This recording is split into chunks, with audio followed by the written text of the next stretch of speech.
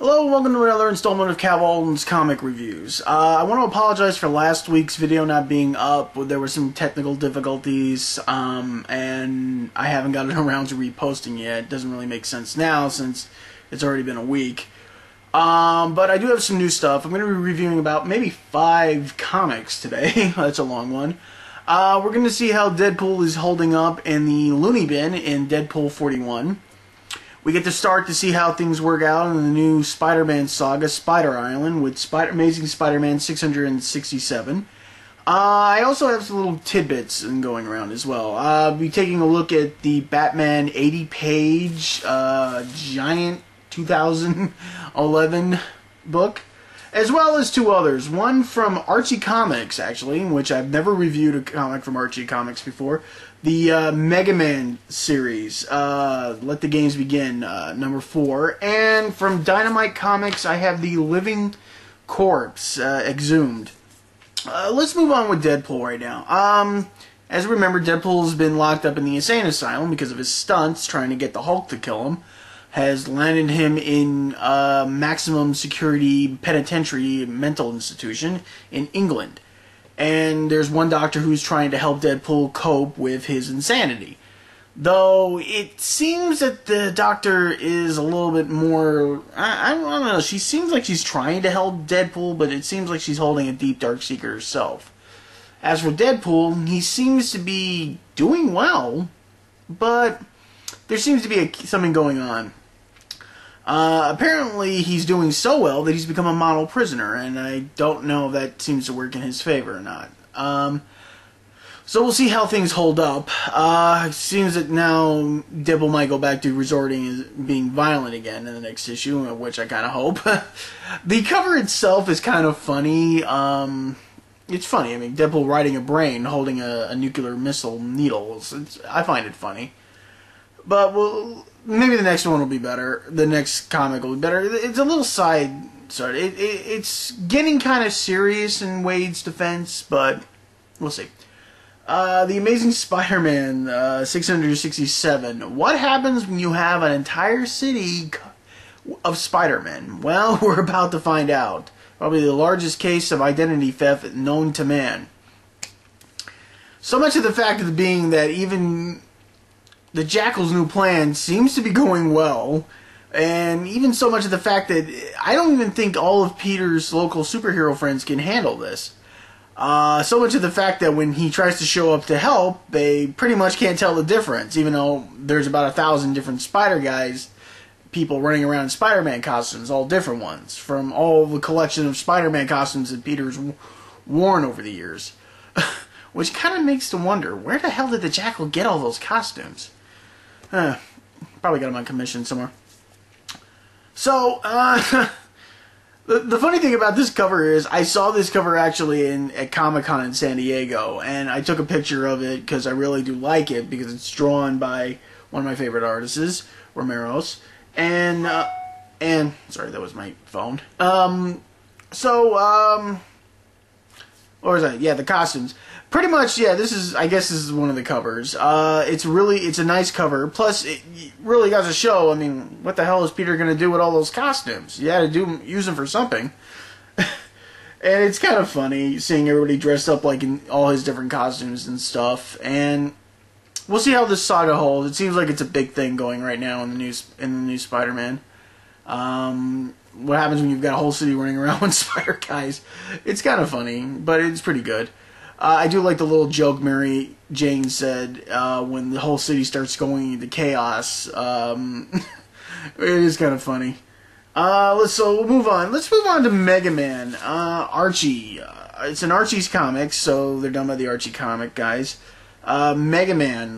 The Game Begins, Part 4. Now, apparently this is issue 4. I don't have the other issues. I just thought I'd pick this up because recently I saw Angry Joe's angry review of the Ultimate Marvel vs. Capcom and his thoughts, and I have to agree with Joe on this. And one of the points he brought up was that one of the new DLC characters was not Mega Man. And yeah, I kind of find that I have to agree with Joe on that, and he was really pissed off on that review. And boy, Plus, you know, just to pay that much for a new game, even with DLC and everything. I mean, some characters are pretty good, some of them not. But like I said, no Mega Man. I mean, Christ, what the hell? Mega Man was like in the franchise even in the beginning. So why did they get rid of him? Why didn't they put him in? I mean, I don't get that. The book itself kind of follows around the first game in a way. You know, Mega Man battling all the characters like Gutsman and Cutsman and Frostman and Bomb Man and Flame Man. I can't remember all. There's so many different versions of these guys, but it's a nice read, and in a way, it kind of also reminds me of that cartoon they used to have, but more kiddie like. Let's move on to Batman, the 80-page giant 2001. It's a one-shot comic. It's a little pricey, but it's pretty thick. Like I said, it's 80 pages. Most of it's mostly advertising. It's a one-shot comic. It's going to ring you about maybe $6, probably more with tax in the U.S. Don't know what it's worth in Canada. That's probably double. But the cover is very nice. It's kind of, I believe, watercolor, I think, maybe. And it has a variety. There are several versions of the book out. I have this one with this cover. And it's mostly just arc stories, mini stories of, of things going on in Batman and the Gotham City and such and everything. It's naturally a nice read and everything, especially now with the reboot coming out soon, trying to throw in some last minute stuff as well. Now we move on to, let's see here, The Living Corpse, Exhumed. By the way, I really don't like this cover. This isn't the original cover of the book. This is one of those alternate covers. I managed to pick this one up as it is at my local comic book store. The thing is, I kind of hate that 3D-ish style of comic where people draw the comics, or supposedly they don't draw the comics, but they throw in that 3D style. They did it once in a while in a couple of issues of Deadpool. I remember Merc in the Mouth when he went to the Major Wade Wilson world. It was sort of like that style, and probably on the final issue of Prelude to Deadpool Corps, they did the whole book like that, and I kind of hated that style. It didn't really go well. I mean, it was really bad. I mean, I don't have a problem with most CG. I don't have a problem with, but otherwise. And plus, when you open up the book, the style is so much different. It's good here. The art and story are done by Ken Hasser and Booz Hassan. I hope I'm pronouncing that right. It's totally different. It's mostly about a zombie who came back to life and now is trying to get redemption for what he's done as a zombie, and by being like the guy who deals with all the supernatural stuff, fighting vampires and werewolves and stuff. Plus, he's pretty much he's a pissed off kind of guy. He kind of has that old man look to him, where he's like, I'm pissed off at the world, and I hate you kids, and everything. It actually kind of reminds me of, what was it? Reminded me of that Flash animation that was on Newgrounds. I don't know if they still make them anymore. Zombiek, I can't remember. It's a long time ago. I watched a few episodes, pretty good and everything.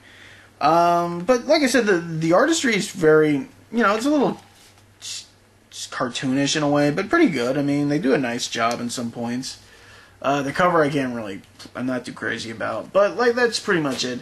Let's see here. I think that's it for tonight. Like I said, I wanted to, since the last week's video was kind of had malfunctions with it. I was going to get my thoughts on Captain America and then the Superman costume and halfway as Catwoman. But like I said, if I could ever try to repost it again, I thought basically I'll just give a review. I like Cap. It had good humor and action in it, but basically it's just mostly just build up for the Avengers film. Anne Hathaway is Catwoman. I don't have a really big problem with the costume, except it's missing the cat thing. That's the thing. It doesn't look very Catwomanish. I mean, in the head area. Everything else does. I mean, I don't even remember seeing her with claws or a whip. So, because most pictures I've seen of her, she's riding the bad pod. But that's an issue for another thing. So that's it for this week. Let's see what next week's holds. and everything, and that should be it. I think some good stuff coming out, like Deadpool Max and what was it, Uncanny X-Force is coming out. So we'll see how that holds. Alright, so I'll see you guys next week. Bye.